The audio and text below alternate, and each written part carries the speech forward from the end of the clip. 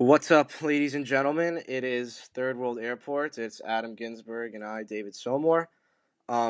We are alive and well. We did not uh, hurt each other after last week's episode, although it did get pretty heated.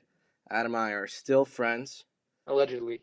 Democracy is alive and well, so don't worry. Um, this week, I think we're gonna tone it down a little bit. We're talking about not as much of an exciting topic, but an important one, and that is Trumpcare. The Trump administration has been talking about we're going to repeal and replace, we're going to repeal and replace. And I've had my doubts. I've thought that the Republicans really have no plan at all, and that they just said that to get votes. And now they've come up with a plan, and there's a lot of backlash to it. Um, so let's get into it. I think we're going to see what the changes are, what's not being changed, and our overall opinions on it. So Dave, what's not being changed from Obamacare? Okay, so here's what's not being changed. Uh, what is not being changed? Okay, so protections for those with pre-existing conditions will stay. I know that was a big issue, and in town halls has been spoken of all over the country. So I'm glad the Republicans can keep their promise on that. Um, Another thing that's staying the same is kids under the age of 26 can remain on their parents' policies. I think that's great. It's great for you and me, especially. Uh, And for all millennials in this country who are struggling to get jobs after they graduate college, they need this. Um, you can keep your annual and lifetime limits. You can retain out of pocket maximums and maintain comprehensive benefit packages. So there's a few things that stay the same, and these are overall good things. So that's a start. But there's a lot that is changing. But are you happy with what is not changing? Yeah, I mean what they've kept on, um, what they kept in Trumpcare, the holdovers from Obamacare was the most popular parts of the bills, the most uncontroversial parts that everyone agrees with. So Yeah. you can't really go wrong with um, keeping those. I think it's the rest of the bill which a lot of people have problems with, and this is Republicans and Democrats alike who have problems with the rest of Trumpcare, which seems a bit hastily put together. But we'll go into that.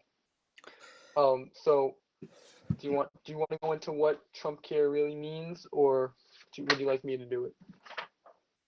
Well, honestly, what Trump care means is extremely confusing to me because this party ran on originally we're gonna repeal, and they're But saying Trump, Obamacare is a but Trump disaster. himself, Trump himself said, "I want everyone to have health care" during the Yeah, campaign. he says He's a we populist. know he's a populist, and he says he says what people want to hear. So Yeah, he says I want to repeal, but then he says I want everyone to have health insurance. And the problem with that is that the party he ran under, there are a lot of people that only want to repeal Obamacare and not replace it, and those come from the far right conservatives and the people that are well off. But one thing that I saw yesterday on was a replay of a West Virginia town hall that MSNBC hosted with Bernie Sanders, and just these are the people that voted for Trump, middle America, and these people want to be covered and they want to have health insurance. absolutely. And I think my personal issue with this bill is that this bill is hurting the people That voted for that him, voted for him. and it's basically going right up. It's going directly contradicting his campaign promises that everyone would have health care.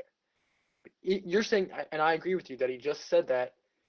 He just says it so people can vote for him. But that people are now that he's governing and he's not going along with that, that's really terrible. It's a tragedy, to be And honest. He's betraying people's trust. And I think what's a disadvantage with the Republicans is that they ran on this this repealing thing, and it would been much better if they not repeal. Sorry, yeah, repealing and replacing just it automatically makes the Democrats think we're just going against it simply because we didn't like Obama, and I think that's part of it. But it makes it so much harder for this to become a bipartisan issue. I just don't understand why they can't just try to fix the issues within Obamacare. But that's essentially what this bill is doing. It's not really changing that much. um, in the sense that It you sort know, of is. It's taking out the skeleton of Obamacare, really. I mean, look, there's good parts about it, which is eliminating the state lines requirement, um, and whether you like this or not, possibly helping business grow by eliminating the employer mandate. But then you look at it takes out the individual mandate. It will result in up to 24 million people not having health insurance. It includes a tax break for insurance companies that pay their CEOs more than $500,000 per year, which really doesn't make any sense.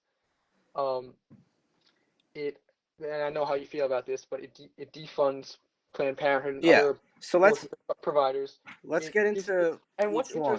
what's interesting about this is it gives you tax credits to buy insurance, and under Obamacare, if you didn't have insurance for over 63 days, you would be fined by the government. And now your insurance company can raise your premiums by 30%. So now what that means is instead of paying your fine to the government, you're basically paying your fine to insurance companies. Um, So, and I know you're going to refute that, but then those same 21 million people who will be paying that fine would have been paying those same fines under Obamacare. So that's just, it's it's really just, in my opinion, a what it's not fixing anything. It's creating its own set of problems, and it's really just it's just a way for the Republicans. I think it's very hastily put together. And it's just a way for them to say, hey, look, we have our own plan because we didn't like Obamacare, even though it was really based on Romney Care, which obviously Mitt Romney is a Republican and who created it with much success in Massachusetts. But basically, I really think they just wanted to repeal it because it was created by a Democratic president. yeah, I think it Although it does have its problems, don't get me wrong. that so yeah, that's where so people will acknowledge. I think that they try to say that the Obamacare is going. First off, here's the interesting thing. Obamacare, the whole intent behind calling it Obamacare instead of the Affordable Care Act is what made a lot of these people against it because the name Obama is affiliated with it, and it's sad that 33% of this nation that thinks Obamacare and the Affordable Care Act is a different thing.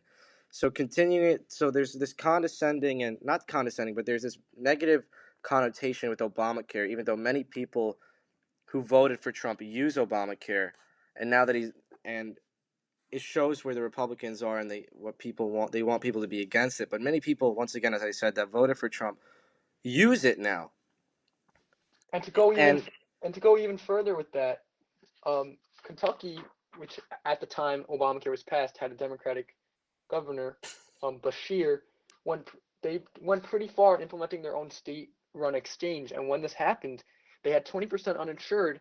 It immediately went down to 9% uninsured. And even though a Republican governor came in and tried to repeal it, it went down to 6% insured because people were still able to get their insurance on the federal marketplace. mhm. So this was a huge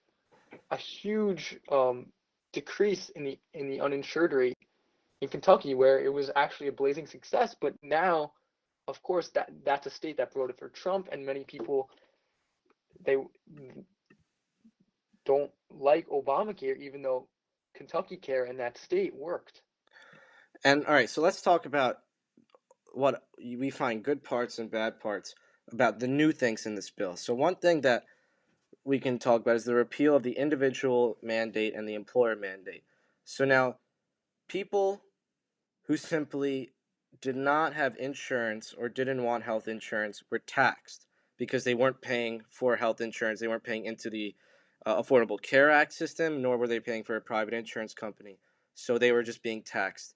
And then employers who had over 50 employees that worked over 30 hours had to compensate health insurance for those employees. And then there's a huge controversy at the time when that was made because it forced small businesses to let go of certain people or to give less hours to people. So to give 29 hours instead of 30, or if people had 40 hours, give them 29 so they wouldn't have to pay insurance for them. So that's where the whole black backlash was because of that. So now when this goes into effect, I think this will give small businesses more freedom to grow. However, people might lose their health insurance, but people also at the same time might get more hours. Now, I don't know the economics behind that, but it seems like you win something and you lose something from it no matter what. So what's interesting about I actually do agree with you on the fact that the employer mandate it was definitely hindering small businesses. As I know we both watched the Cruz versus Sanders healthcare debate, and as the people who spoke up attested to, it hindered small businesses. Yeah.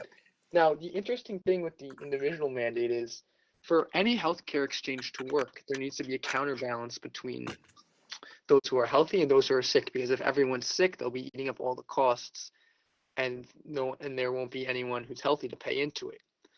Now, what this Trumpcare can do is it can start a death spiral because people, um, if you're not mandated to have insurance under this system, then um, the older people and the people who are more sickly, who by the way are still guaranteed coverage even if the money isn't there for it because people leave the exchange, now there won't be any money to pay for their health insurance because the healthy people have left the exchange. And by the way, just this is just a general Hmm.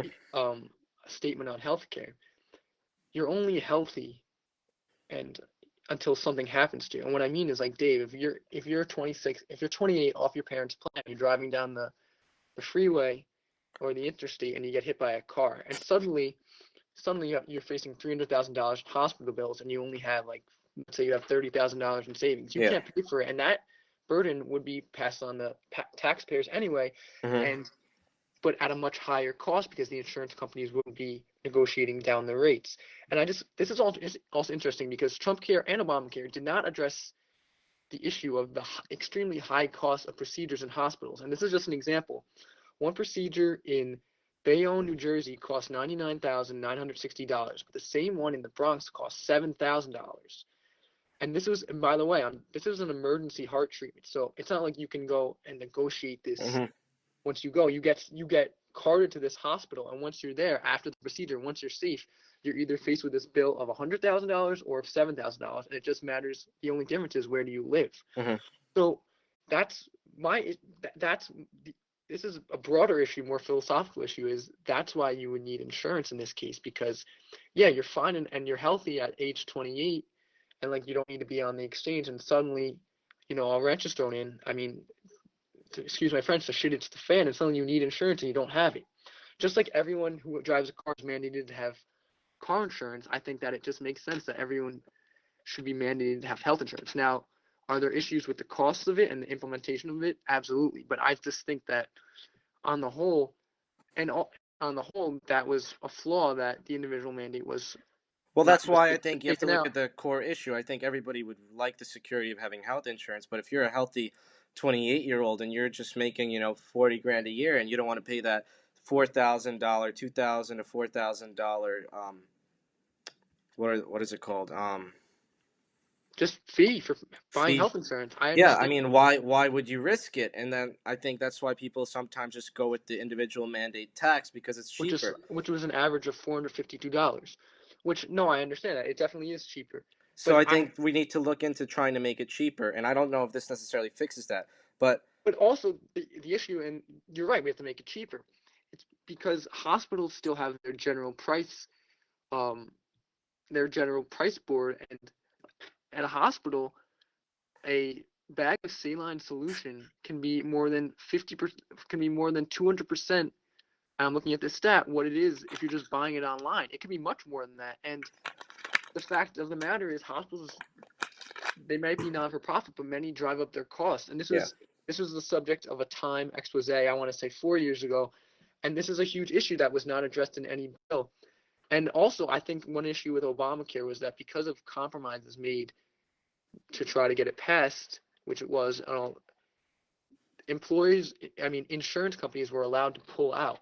So hmm, what this does is this puts all the onus on people in certain areas that now might only have one or two yeah, providers, which just ruins competition.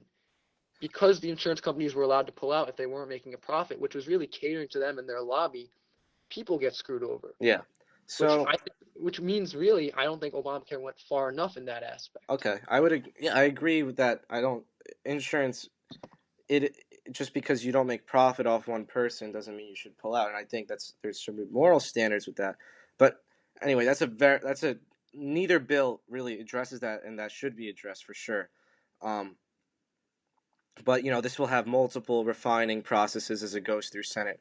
Will that come up? I don't know, I but don't think I I don't don't think think it's it gonna get will. passed. But another thing that I like is that the Cadillac. So this bill specifically does give tax breaks to the rich, and in other aspects other than the Cadillac tax, and those ones we'll discuss later. I disagree with those, but the Cadillac tax is a tax that under Obamacare, which gives a 40% excise tax on generous employer health insurance plans. It would originally go into effect into 2018, but now it's pushed back to 2025. So I don't understand why you tax companies that give their employees generous insurance plans. I mean, if you want people to be insured, then why are you making it harder for these people to have these good insurance packages? It doesn't make sense to me. In other aspects, I think that the tax breaks are bad, but to give a 40% tax on a generous employer health insurance plan doesn't make sense to me, and I'm glad that this got pushed back, and I What hope does it gets moving it back eliminated even altogether. do? But the thing is, so my question is, because I don't really know that much about this, I'm Okay. genuinely asking you. I've read as much as you did, and I read a little bit more about it, but I still don't understand. If it was so bad, why aren't they just eliminating it completely? Why are they pushing it back? What is this tax? What purpose does it serve? Um to I mean in my view, why Obamacare would put a tax on this is to make it Well, harder. Trump care still is, by the But it's way. You pushing just it. said it It's got pushed avoiding back. the. I just It's don't. avoiding the issue by pushing it back until almost the end of his presidency. Um, so it seems to me that this 40% excise tax is in a way trying to make it harder for these employers to give these generous benefits to their employees, forcing them to go into hopefully at one point signing up for this Obamacare plan. That's what it seems to me, and I think you're kind of making a compromise under the Trump administration by pushing it back all the way to 2025 to go into effect. I just think, well, I mean, if they really wanted to get rid of it, they would. I just think it's more of a let's just kick this can down the road so another president has to deal with it sort of thing. And also, I think part of it is giving this Trumpcare a little bit more time if it gets passed to see what it does as well. Just keeping the option open. But I'm fine with that one. Because what's interesting about this whole Trump care thing is, we're talking about this. It hasn't really been debated in a full form yet in Congress. They have no clue how this is going to be paid for because Trump wants to cut taxes on the rich. He wants to cut taxes all around, which in and of itself, you know, if there's nothing else to fund, then okay. But if he wants to fund this huge healthcare rehaul, which by the way will cost our country $137 billion until at least 2025, repealing Obamacare and putting in Trumpcare, Yeah. and then paying for this whole thing where people are still going to be covered under their insurance, but now there's no mandate. So that money is going to come directly, has to come from somewhere, and and either out of taxpayer pockets or really they're just going to have to conjure it out of thin air because no one knows where it's going to come from. Well, I think it's going to come from the same place that the $10 trillion Barack Obama used for his plan and everything he did, taxpayer money and putting us in more debt. But Trump, at the same time, he says he's going to cut taxes, and then somehow, how is this going to be Well, paid that's for? also the It's philosophical just. debate of where you think the economy should be. Do you believe in, you know, loosening taxes on the big companies, hopefully boosting the economy and giving it a boost, or do you believe in regulating? It's where do you think the middle class grows, and that's all that I don't necessarily know where that But here's comes the in. interesting thing: if you're someone who's a high risk person, or even has a pre-existing condition, and um, you're allowed health care under this Trump care, and you don't have that much money, and you're saying, well, people in the middle class, this is a broader issue on taxes. How, if taxes are lessened, how are they going to get paid for? And people leave because the individual mandate is taken down. How are they Yeah, going to get paid for? I think Medicaid. some of the He tax wants to. cuts he. He also wants to roll back Medicaid. It's going to include massive cuts to Medicaid. He wants to make it in a block grant program, which is really, I think it's really, it doesn't do anything. Yeah, so let's get into the revamp of the Medicaid funding because that's a huge part of this bill. Okay. Um, So I here's go, the thing. During the Obama administration, the media said, there's 20 million people on healthcare, 20 million people on healthcare, but they didn't want to say how many people were on there because of the Medicaid expansion. And I feel like if you admit the amount of people that are on Medicaid expansion through it is like 5 million people, I believe the number is. That's uh that's a quarter of the people on healthcare are in it through the Medicaid expansion, which kind of shows that these people didn't voluntarily pay into it. They just now have access to it because of the expansion of Medicaid. So it's not as, affordable as it may seem, because if it was affordable, then Medicaid people should still people the expansion of Medicaid. see, Basically, it's not as I, affordable as it's made out to be because you have to expand Medicaid for 5 million people to be on it. Do you get what I'm I get what I'm saying, but yeah. explain the difference. What do you mean? All you're doing is throwing shade on the media. Explain the difference. Well, I'm just saying it's not as affordable as it seems. So I don't have a problem Well, with. the whole premise of Obamacare is that more people with low income were going to be covered, and if that meant an expansion of Medicaid, that meant an expansion of Medicaid. So I was Basically, saying I don't have a problem with that. you don't have Um, a problem with it. You just basically excoriated it for the past minute. I'm just saying that there's 5 million people on. So so they're just trying to revamp the Medicaid funding, and what I saw was that people people who are under the Obamacare insurance or this affordable or under this new Trumpcare that are under Medicaid will get to keep their plan, but new people will not be able to have access to it. That's part of it. There's So it's also this trying to thing. funnel it out through generations, but I just don't know if that's going to be necessarily fix anything because many people are just generationally on Medicaid or in the same place financially. Okay, and there's also this issue of the block grant, which really seems like to me it's been trumpeted by Ryan, trumpeted by Trump. Yeah. Basically, what it means is you just give a bunch of grants to states, and instead of telling them what they have to spend it on, they say you can spend it on whatever you want Hmm. for healthcare, which in theory for Medicaid, which in theory you think, okay, well you can give them less, maybe they can allocate their costs in a better way.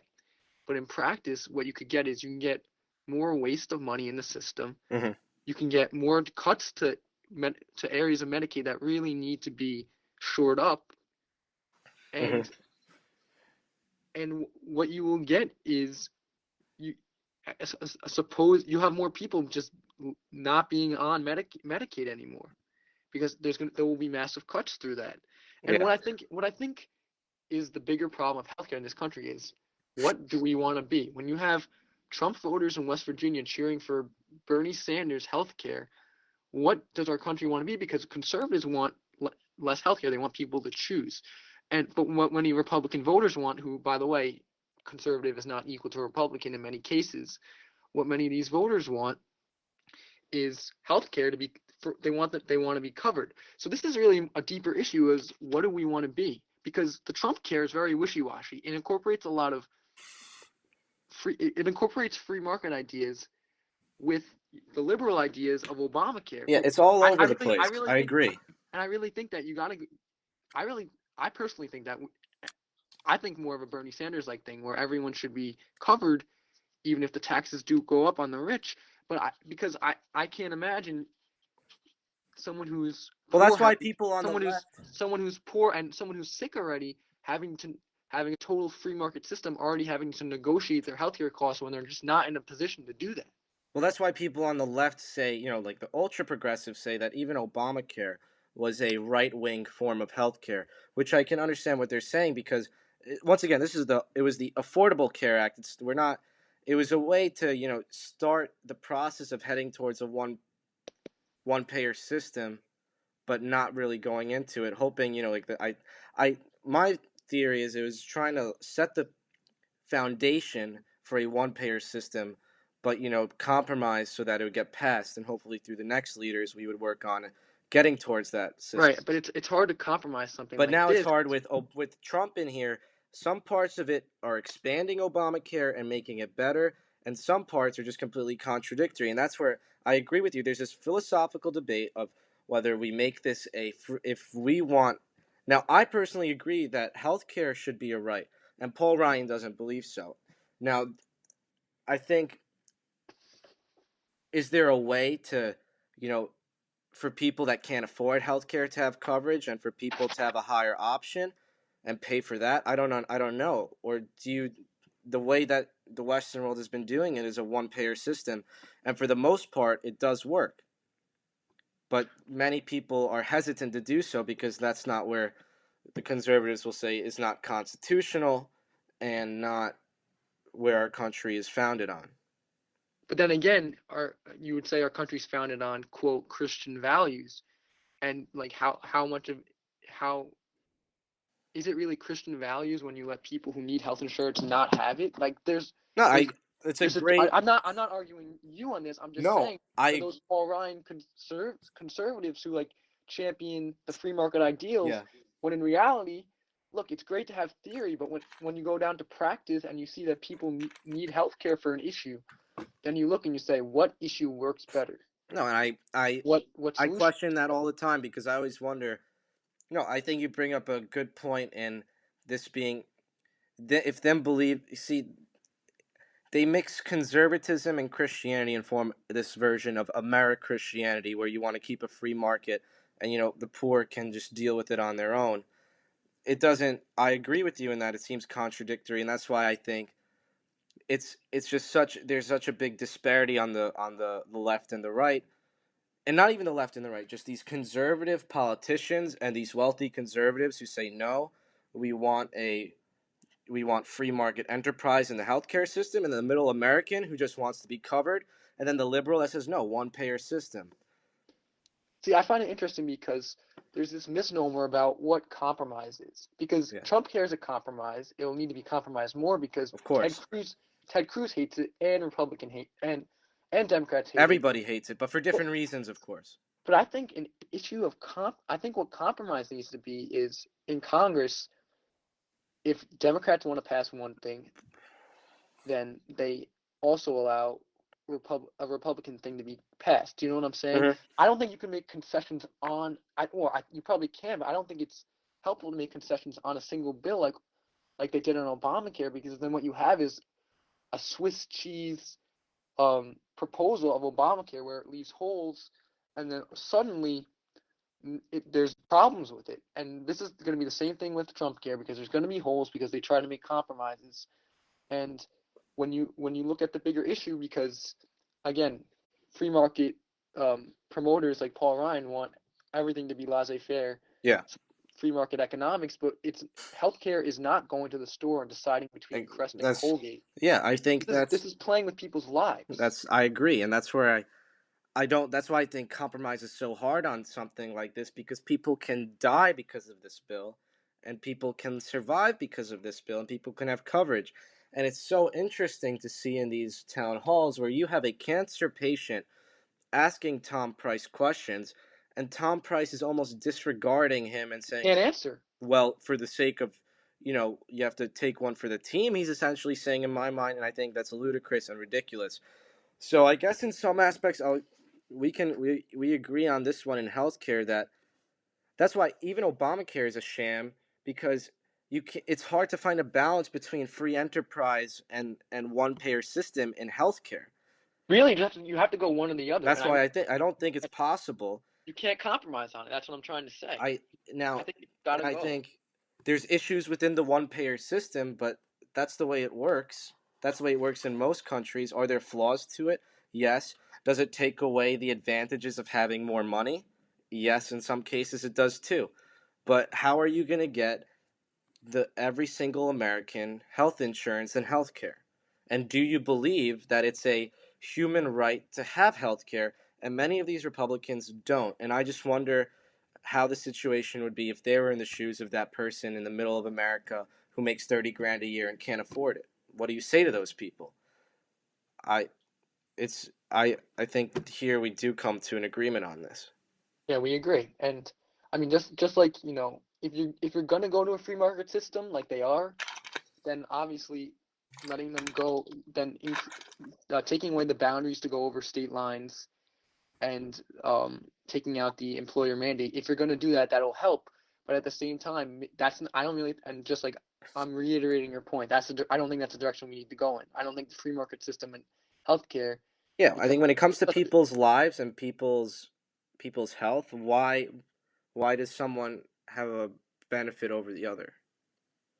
Well, yes, but at the same time, like also if you're sick, you're not in position to even shop around, really. You Yeah. gotta you gotta you gotta make a quick decision. And when you think about it, you're shopping for your health. It just sounds weird. You can shop in the store and buy food, go to a car dealership and buy a higher car than somebody else, but this is people's lives. And that's where, people are saying, "Oh, social." This is where I watched Kyle Kalinske and I listened to what he had to say, and I did agree on this. People say that people are so scared of, the socialist Bernie Sanders. But our country is socialist in many aspects already, and people don't understand that or believe that. And But they like those they things. like those things that they have, whether it be the fire department, the police department, the public education, that we have as a right.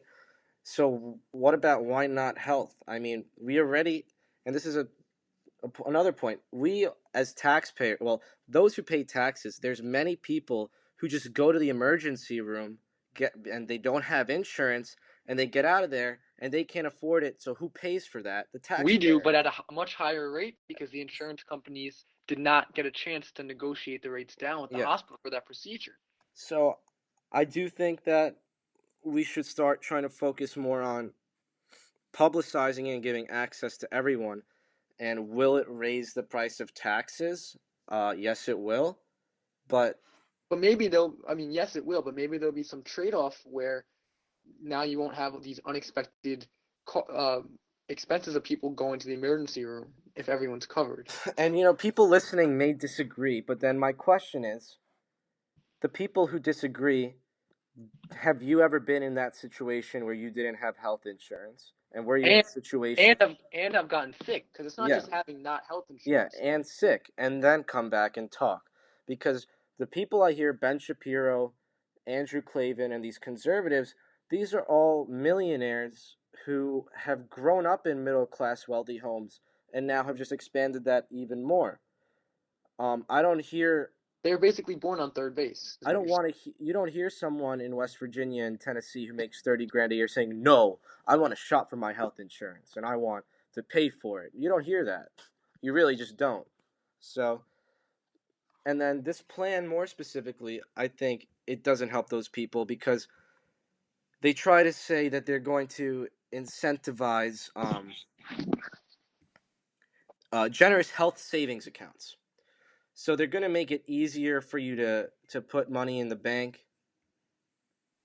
And if you're making 20 grand a year, what is it gonna do? Like putting $30 away a month over time. And I mean, it'll be good. Don't get me wrong, but that was never the cap to begin with. Yeah, it's It it's doesn't really change anything. yeah, I mean, it does if you're making like let's say 100 grand a year, and now you can put away double what you're putting away before into a health savings account. But at this point, for those who really do need health insurance, and the people in West Virginia who went to the Bernie Sanders rally and wanted it, it just doesn't change anything really. It doesn't. yeah. So basically, to sum up this episode, Dave turned into a Bernie bro.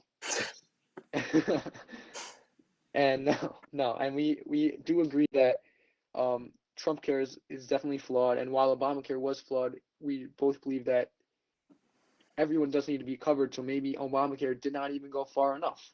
Yeah. And so basically, thank you everyone for listening. Please, if you have share your opinions, comment. We also upload our audio of this onto our YouTube channel, which is also called Third World Airports. But you can leave a Surprise. comment, leave a review. Thank you everyone who's listening. We appreciate it, and we'll have another episode this week. Thank you very much.